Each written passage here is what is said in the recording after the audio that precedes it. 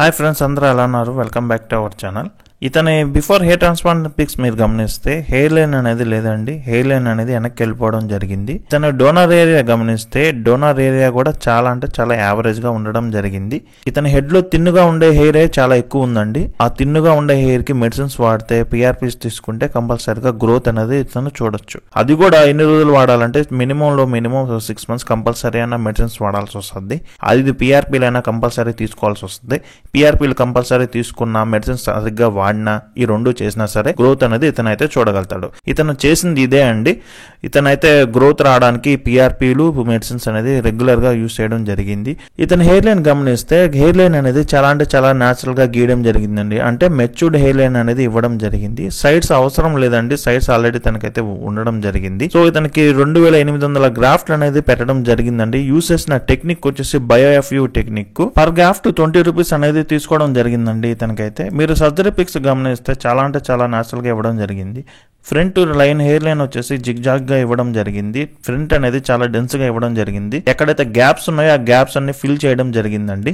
ఇతను donor area గమనిస్తే ఎటువంటి డ్యామేజ్ లేకుండా చాలా అంటే చాలా బాగా అనేది తీయడం జరిగిందండి గ్రాఫ్ట్లన్నీ.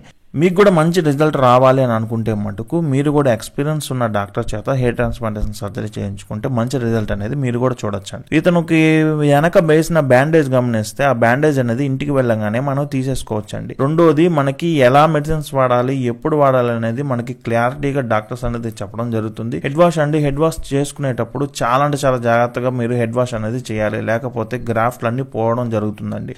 ఎవ్రీ హెడ్ వాష్ కి హెయిర్ అనేది పోవడం జరుగుతుందండి. ఎందుకంటే మనం క్లీన్ చేస్తూ ఉంటాం కాబట్టి హెడ్ వాష్ కి హెయిర్ అంతా పోతుంది. అప్పుడు షేడింగ్ స్టేజ్ అనేది రావడం జరుగుతుంది. కంపల్సరీగా షేడింగ్ స్టేజ్ అనేది ప్రతి ఒక్క టెక్నిక్ లో ప్రతి ఒక్కరికి రావడం జరుగుతుందండి. ఆ తర్వాత గ్రోత్ అనేది చూస్తాం. ఇతని రిజల్ట్ గమనిస్తే ఎక్సలెంట్ అంటే చాలా బాగా మంచి రిజల్ట్ అనేది రావడం జరిగిందండి. డోనర్ ఏరియా కూడా అంటే చాలా యావరేజ్ గా ఉండడం జరిగింది. అయినా కూడా డాక్టర్స్ తో క్వాలిటీ గ్రాఫ్ట్ అనేది తీయడం జరిగింది. క్వాలిటీ గ్రాఫ్ట్లతో ఇతనికి హెయిర్ ట్రాన్స్ప్లాంటేషన్ సర్జరీ చేశారు కాబట్టి మంచి రిజల్ట్ అయితే ఇతను చూడగలిగాడు.